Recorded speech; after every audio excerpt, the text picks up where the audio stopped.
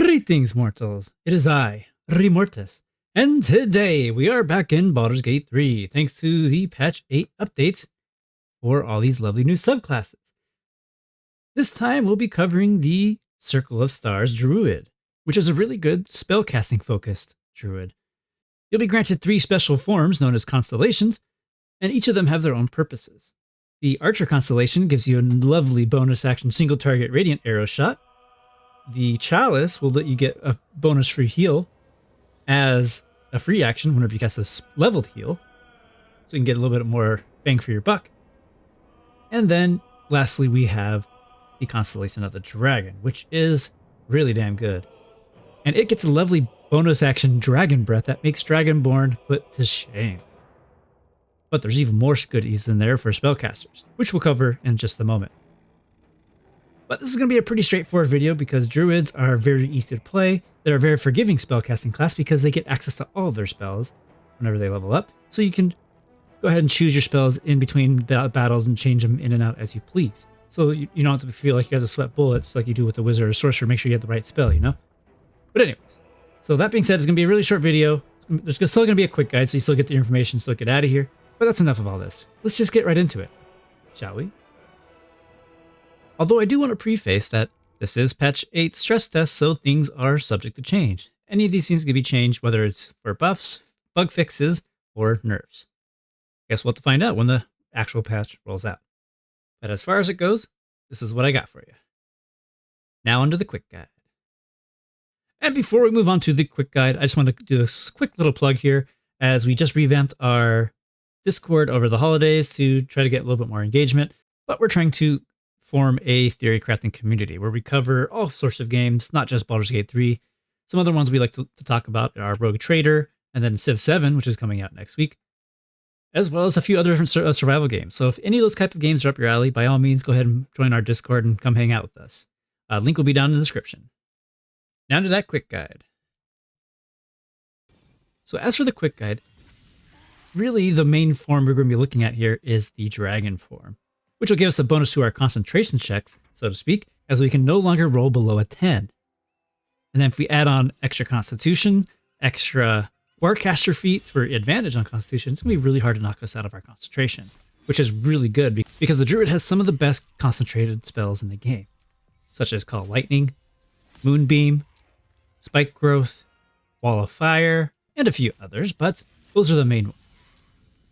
And it is a really good support class. It can be offensive now, especially since we got a lot of lovely bonuses from the Star Druid. They also have access to getting a free cast of Guiding Bolt, which is a pretty solid spell to help make your rest of your team better, since it'll give them advantage on that target. And yeah, this is a really good spell class, and it puts the Cleric, but for the purposes of the quick guide, that's pretty much all you really need to know.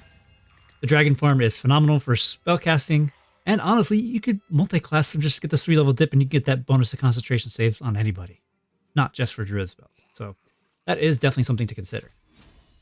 And that's about it for the quick guide. If that's all you were here for, please like, comment, subscribe for more videos like these, and I'll see you in the next video. Otherwise, stick around and we will go in a bit more detail and talk a little bit more about some of the multi-classing options. All right, for those of you who'd like to stick around, let's get into that now. So let's move on to character creation. Post-editing Remortis here. I want to apologize in advance as I updated my NVIDIA broadcast and it kind of goofed up my mic settings, so you're going to hear a lot of tapping noises throughout the video. So again, I apologize in advance. I just only realized this after I was finishing my editing here, and it's already way too late for me to re-record the video. So to be able to get this video in a timely fashion, I'm just going to push through it. I apologize again. Hopefully this will be corrected in the next video. All right, enjoy. And here we are. How do we want to create this character? Well, lucky for us, druids are incredibly easy to play, as I mentioned before. Really, the only stats that actually matter are your mental stats, meaning your intelligence, wisdom, and charisma. Mostly because, as a druid, we can shapeshift, and we will take on the stats of whatever beast it is that we're controlling.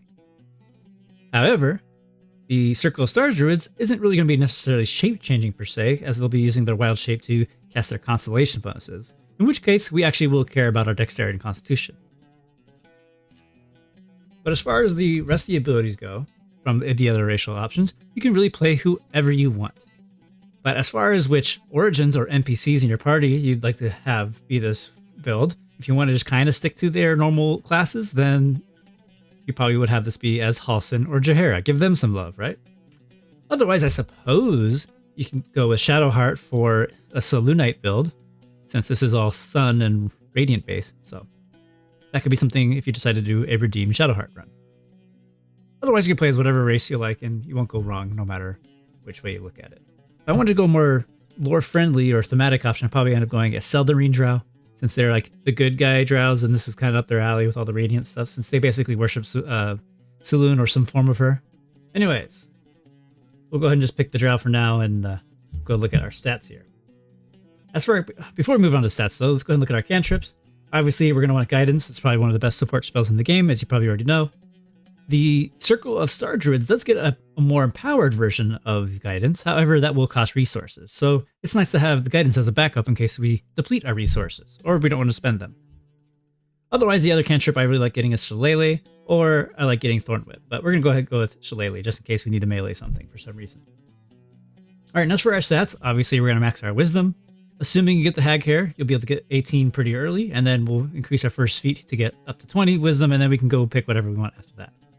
But if you're not doing that, 16 Wisdom will suffice just fine, and just increase. You have to spend 2 feats in order to get it up to 20, though, unfortunately. But it is what it is. But assuming we're going to go with the Hag Hair, I'm going to just go ahead and keep the Wisdom at 17 for now. But also, unfortunately, there isn't any half feats that will increase our Wisdom +1, at least not that I'm aware of, unless I overlooked it. But either way, for stats, we're going to go ahead and lower our Charisma and our Strength, and we're just going to bump up our Dexterity and our Constitution. So our Dexterity, we're going to have a 16. We're going to put that +1 bonus into the Dexterity. We're going to maintain the +2 bonus in Wisdom. And then we'll have 14 Constitution. This will give us a good amount of AC bonus, as well as Initiative, mostly the Initiative. Our AC bonus will be kept at 2, assuming that we're wearing medium armor, which we'll have access to, just by being a Druid. Druids are surprisingly really durable characters, as you may or may not know. We do still have 2 more points left over, so I'm just going to go ahead and put it into Strength. You could put it in Intelligence, I suppose, if you want to have neutral skill checks, or you can do his Charisma, same thing. I usually like putting leftover points into Strength just so I can get a little bit more carry weight, because I like hauling a lot of shit. And as for spells, lucky for us, we are Druids, so we don't really worry about picking stuff right away. Obviously, you guys know like Thunderwave, Healing Ward, and Good Berry is a really good support spell for helping you get some extra healing out of combat. I guess in combat as well. But they also count as food supplies, so if you're playing harder difficulties and you're starting to run low on supplies, then Good Berry can help you get that much needed rest, if you have enough spell slots to keep pumping out more Good Berries. Otherwise, any of these ritual spells will do you nicely. But beyond this, I'm not going to talk too much about spells. I might say what my favorite spell is on different spell levels, but beyond that, we're not going to touch spells too much in this build because you can change them as you please. And that's level 1. Let's go ahead and move on to level 2. And one thing to note while we're waiting for this to load, as far as this guide goes, I'm not going to really be including items or super crazy multi-class options just yet. I'm going to save that for a more comprehensive guide down the road. So I just want to keep it kind of pretty basic. I'm going to do a pure level 12 build, and then we'll talk about a few different multi-classing options that might be available to the Star Druid that you might consider. Of course, I will probably mention a few different items here and there because there's some obvious choices, but we'll get there when we get there. So here we are at level 2. We'll be making sure we pick Circle of the Stars, and just right off the bat, we're going to get the free cantrip for guidance. I guess we could have not picked this. That's totally fine. The other cantrips aren't really that crazy anyway, so whatever. As you see, we get access to Guiding Bolt and Star Map Guiding Bolt. What Star Map is just an extra resource that we're going to have available to us every long rest, and each charge will let us cast a free of Guiding Bolt, which is not a terrible spell. It's really good in the early game, does 4 to 24 damage right off the bat, and then will also cause attacks against that target to have advantage, which is really good for your hard-hitting characters. Say if you're using great weapon fighting, sharpshooter, or if there's a rogue so they can get sneak attack, or just even getting a better spell or chance to land that spell. Guiding Bolt's one of my favorite spells, and being able to get it cast for free is really nice. And you can see here we get our normal Druid forms, so you can still be going into your animal forms as you so desire, but we're really here for these different starry forms. The Archer, which again has that really nice single target spell here, 3d10 radiant damage at the shooting at a target. We get the Chalice, Whenever you shoot, consume a healing spell, we'll be able to get Chalice Healing, which is just a little bit extra healing on top. So a nice little trick you can use for this is if you're out of combat, switch to this form and then just use some low-level spell slots that start healing people, and you can get some nice in-between battle healing. I usually probably wouldn't really use this in the middle of battle, but hey, it's there. And if I recall correctly, the Chalice Healing is a free action after you use your whatever action it is to cast whatever your level spell was. So something to consider. And honestly, it can go really nicely in the early game with something like I think it's the Hellrider gloves. Is whenever you heal somebody, you give them bless, basically. That's really nice. So maybe you might use the Chalice Form in the early game, but really we'll probably end up using the Archer, or more importantly, the Starry Form Dragon, which is probably the main reason why you're here in this subclass. So just by having this form, whenever you make a saving throw to main concentration, all of your rolls below 9 or lower are considered a 10. So you can no longer roll below a 10. And then obviously if we have a constitution of 16 right here, we're going to get a +3 bonus on top of that. But wait, there's more. As a bonus action, while you're in this form, you'll be able to cast a lovely, lovely breath weapon as a bonus action. And just right off the bat, level 3, you're going to get Dazzling Breath. Our Dazzling Breath will deal 4 to 14 damage. However, it is a dex save, so it is a little bit of a con. Luckily, if they save on that roll, they will still maintain half the damage. So basically like a little Burning Hands. But it does actually scale, so that's pretty cool. The fact that it's an AoE as a bonus action is really nice, and it doesn't cost resources other than your initial wild shape to get into the Starry Farm in the first place. Alright, and then we also get more level 1 spells, whatever you want to pick. It doesn't really matter, because we're a druid, so we can interchange them as we decide. Alright, on to level 3. This is when we get level 2 spells, and there's a few notable spells that I really like here, especially from the caster side of things. I love Moonbeam. It's a really fantastic concentration spell, and you can keep casting it on the beginning of your turn. And you can relocate it at the beginning of your turn as well. And then every time you relocate it, it'll do its upfront damage as well as when it comes to their turn and they take damage. The other reason I really like the Starry Form Dragon rather, for this character is because, like I said earlier, druids really like to have powerful concentration spells. So you can spend your action just moving around your Moonbeam, and then as a bonus action, use your other Dragon Breath. So you'll be pumping out a lot of good damage. My other favorite spell in level 2 is Spike Growth. This is one of my favorite things to do on tabletop as well as in Baldur's Gate. It's probably a little more effective on tabletop, but it's still great here too. It'll just cover the ground in thorns, and anytime anybody walks through it, they will take a ton of damage. You can combine this with Hunger Havdar from Warlocks, and it's just absolute devastation. So yeah, I love this spell. Great stuff. It's really effective against undead because the undead AI is stupid and they won't jump out of the spikes. They'll walk through it. So it's very satisfying watching all the zombie hordes just walk to their death. All right, so level 4 is really straightforward as always. We're going to go ahead and pick up another feat here. I'll go a Thorn Whip. And then as for our feat, we're going to increase our ability score improvement to pump up our wisdom. Oh, I don't know why it's... Oh, I see why I goofed up on my stats at the beginning. This should have been in a 16 originally, so it could have been up to 18. So pretend it's 18. Oh well. Oopsies. We're now level 5, so we get access to level 3 spells, but also our wild shape forms will get an extra attack. But that's only in the feral wild forms, such as, bear, wolf, etc. Not our starry forms. And as for level 3 spells, the main one I love is Call Lightning, another powerful concentration spell, which does 3d10 lightning damage. Let's keep this truck rolling along. We're going to be up to level 6 now. We do get the Cosmic Omen here. Whenever you long rest, you consult the stars for a Cosmic Omen of Whale or Woad. The Omen grants you the ability to increase Whale or decrease attack rolls and saving throws, and to increase your allies' ability checks. So basically, it's like a free blessing, so to speak, or Bane, depending on how you look at it. And I'm wondering if it's going to be an aura around you. Let's go ahead and double check here. So let's go ahead and hit accept and then see what it looks like.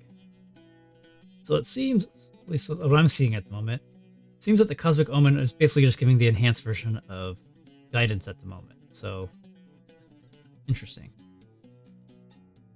I'll try to look around and poke around to see if I can find where the other options are here. So as you can see over here, it's just giving us an extra ability check. So I'm not seeing how to enable the the attack or the attack modifications. Alright, moving on to level 7, we get access to level 4 spells now. My favorite spells here are Ice Storm, which is a nice little AoE nuke, but more importantly, it'll coat the ground in frost, which would potentially be soft CC when everybody walks on it. You have a chance to slip and fall. Same so do your allies, and it's a dexterity save, so if you see something really big and massive, there's a chance they're pretty clunky, so drop this on the floor, and so will they. Wall of Fire is also an amazing spell, especially on certain fights in Act 2, where a lot of the AI is not very smart, and they just run through the Wall of Fire, giving you a lot of free kills. Especially on that portal fight near Halsin, or perhaps well, really any of the fights with Halsin, honestly. Those are some pretty good stuff to just murder things with your Wall of Fire. Really good spell. And then Conjure Woodland Being is my other favorite level 4 Druid spell. Summons a Dryad for you who can also, in turn, summon a Woodwode. And she can also cast Spike Growth, so you don't have to cast it yourself. And then the Woodwode will cast Entangle, and also gets healed by being in Vines, so really good stuff in combinations. And the other spells here are pretty solid too. But you can always change them whenever you want, so moving on. So now, theoretically, we should be at 20 Wisdom, even though I goofed up my stats on this level 2 character. We're going to go ahead and pick up Warcaster, so we can even get even crazier concentration goodness. Moving on to level 9, we get level 5 spells. My favorite one here is Conjure Elemental. The rest of these are just, pretty good, but very niche in some cases. Conjure Elemental is always good to go. Moving on to level 10. This is when... Oh, hang on, let's double check. Before we pick this, let's go ahead and look at our starry forms and see what our damage is looking at. So if we go to our dragon here, right now the breath is 6 to 21, so 3d6, because I know next level it should bump up to 3d6. So I'm thinking at level 5 is when these get upgraded. So let's go ahead and look at the damage here, 6 to 21, okay. Looks like it's still the same damage, and that's going to finally get upgraded. So now we go here, we're going to get all the upgrades to everybody, and we can go and check and see what that looks like. Just grab whatever cantrip, doesn't really matter. All of them are just very mid at this point. So now we're level 10, let's go ahead and look at the damage. Yep, there we go, 5 to 19. Let's go ahead and get out of this one. We're going to go back to the other dragon form. Oh yeah, look at that. So now it's doing 46, so okay. Let's go ahead and continue the rest of the build, and then we'll start yapping. Level 11, we get access to level 6 spells. Obviously, the one we're going to look at here is Sunbeam. Otherwise, Hero's Feast is always really nice. But yeah, Sunbeam, just even more radiant goodness. You already know how powerful this is if you got Blood of the Thunder, which obviously would be really good fit and fitting on this character. Lastly, we got our level 12. We get one more feat. Honestly, pick whatever you want. At this point, you already got Warcaster. That's all you really needed. It really doesn't matter.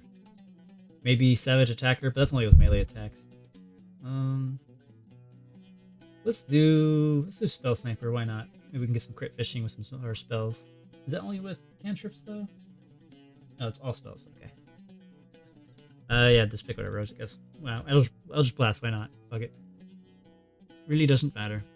All right, so yeah, this is a pretty nutty class. Because druids are already really good, especially if you played a Spore Druid. You understand how powerful and tanky druids can be, especially on the spellcaster side of things.